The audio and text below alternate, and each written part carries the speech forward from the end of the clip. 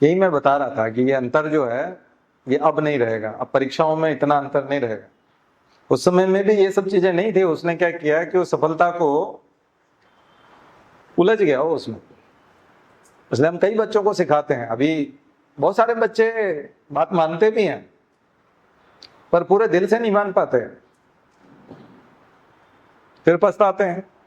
हमने तो तुरंत छोटी छोटी पोस्ट से रिजाइन दे दिया। उस समय में वो जो हमारे दोस्त लोग नाराज होते थे रिजाइन पे, वो आज सब बोलते हैं कमाल है, मतलब तुम्हारे क्या डिसीजन थे भाई, लोग कितने आराम में हो, तुम कितने कूल हो, परिवार को समय दे पाते हो, बच्चे को समय दे पाते हो, सबसे बड़ी चीज अपने बच्चे को पढ़ा पाते हो। मुझे बहुत कुछ आता है लेकिन मैं अपने बच्चे को बता नहीं पाता। फोन आ जाता है तुरंत, उसको जैसे ही किताब लेके बैठता हूँ फोन आ जाता है, कुछ नहीं कर पाते हैं लाइफ। तो ये मैं नहीं कह रहा कि आप कोई भी डिप्टी कलेक्टर ना बने, लेकिन अंतर बहुत आने वाला है परीक्षाओं के उसमें, और आ भी गया है। पिछली बार का प्री आपने देखा है कि नहीं? मेंस में एनालिटिकल क्वेश्चन शुरू हो गए हैं, प्रीलिम्स का स्वरूप बदल गया है, केवल मल्टीपल चॉइस उस तरह से नहीं आ रहे हैं, अदरवाइज पूरा पूरा स्वरूप बदल गया है। अब सीधे सीधे वैसे प्रश्न नहीं है पहले जैसे, अब आपको यूपीएससी स्टाइल में पढ़ना ही पड़ेगा। इसलिए जो लोग मार्केट में भ्रम फैला रहे हैं कि एमपीपीएससी की अलग तैयारी कराएंगे और यूपीएससी की अलग कराएंगे, वो बेवकूफ बना रहे हैं। जो बोल रहे हैं कि प्रीलिम्स का अलग कराएंगे, मेंस का अलग करा रहे हैं, वो बेवकूफ बना रहे हैं आपको। और रही बात हिंदी इंग्लिश की, वो भी बता देता हूं। जो हिंदी है लोग, उनको इंग्लिश सीखना पड़ेगी, कैसे भी करके सीखना पड़ेगी, क्योंकि बिना इंग्लिश के आपका उद्धार नहीं होगा। थॉट प्रोसेस का जो उच्चतर लेवल है, हायर लेवल है, वो इंग्लिश में ही आता है, क्योंकि इंग्लिश के ही न्यूज़पेपर अच्छे हैं, इंग्लिश की ही बुक्स आज भी अच्छी हैं। और इंडिया अभी उतना डेवलप नहीं हुआ है कि वो आपको हिंदी में बुद्धिमान मान ले, वो इंग्लिश में ही बुद्धिमान मानते हैं। इसलिए इंग्लिश आपको सीखना पड़ेगी। तो हिंदी मीडियम के किन लोगों का सिलेक्शन होता है? जिनका इंग्लिश मीडियम बहुत अच्छा होता है, यानी जिनकी इंग्लिश बहुत अच्छी होती है। जो हिंदी मीडियम में भी बहुत ज्यादा अंग्रेजी शब्द लिख देते हैं, जगह जगह पर अपनी अंग्रेजी ले आते हैं, और हिंदी मीडियम में ये एहसास कराते हैं कि उन्हें पर्याप्त हिंदी इंग्लिश आती है, लेकिन वो हिंदी में लिख रहे हैं, यानी एहसान कर रहे हैं, वो लोग सेलेक्ट होते हैं।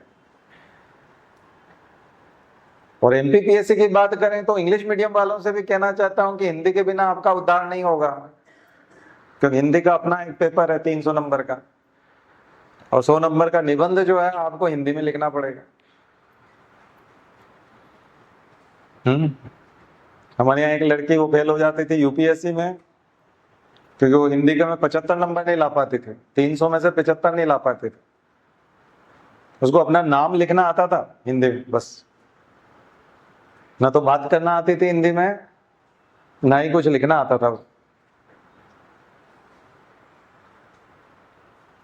बंगाल की थी, पिताजी जिंदगी भर चंडीगढ़ में नौकरी करते रहे, तो चंडीगढ़ में उसका जो है पढ़ाई लिखाई और वो हुआ। बाद में इधर भोपाल ट्रांसफर हो गया, तो हमारे पास पढ़ाया उन्होंने। पर ऑटो भी करना नहीं आता था उसको। हमारे स्टूडेंट जो दूसरे होते थे वो रोज उसका, कभी ऑटो में जाना होता तो ऑटो वाले से बात करते थे कि इसको कहाँ छोड़ना है और कितने पैसे लेना है, ये पूरा वो कॉन्ट्रैक्ट वो करवाते थे और फिर आते थे। और उसकी हिंदी इतनी कमजोर थी कि उसको कठिनाई शब्द जो है वो लिखते नहीं आता था। बहुत कम शब्द आते थे उसको लिखने, जैसे भारत लिख लेती थी या इस टाइप के शब्द लिख लेती थी। तो हिंदी में फेल हो गई, 2 बार हिंदी में फेल हो गई। तो उसकी एक बार हिंदी में फेल हो गई वो पहले साल, तो उसके 2 साल जो है यूपीएससी की जो आईएएस की कोचिंग वो 1 साल थी और हिंदी की कोचिंग 2 साल। हिंदी 2 साल पढ़ी फिर, क्योंकि दूसरी रीजनल लैंग्वेज भी नहीं आती थी। बंगाल से निकल करके चंडीगढ़ आ गए, घर के सब लोग बंगाली में लिखना जानते थे, पढ़ना जानते थे, बंगाली वो जानती नहीं थी। नहीं तो आपको 22 भाषाओं में कोई भी एक भाषा आती है तो आपका काम चल सकता है। हमारे कुछ स्टूडेंट ऐसे थे जो इंग्लिश में फेल हो जाते थे, 75 नंबर नहीं ला पाते थे, कंपलसरी लैंग्वेज है। तो यूपीएससी में आपको हिंदी भी आनी चाहिए, अंग्रेजी भी आनी चाहिए। तो मीडियम जो भी हो आपका, लेवल ऊंचा होना चाहिए, इंग्लिश का भी और हिंदी का भी, दोनों में ऊंचे लेवल पे लेके जाइए। और दूसरा मीडियम यदि आपको आता है तो एक अच्छी बात है, उसमें बुराई नहीं है, उसमें हीन भावना भी लेके ना आए। मुझे लगता है ये भ्रम भी निकल गया होगा कि साधारण हिंदी मीडियम से भी काम नहीं चलेगा और साधारण इंग्लिश मीडियम से भी काम नहीं चलेगा।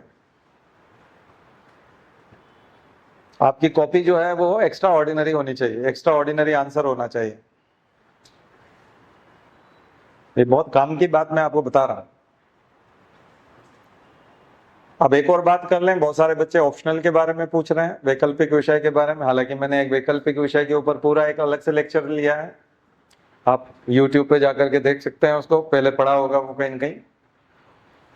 आपको ग्रुप में ये सेंड कर देंगे ढूंढ के उसका लिंक।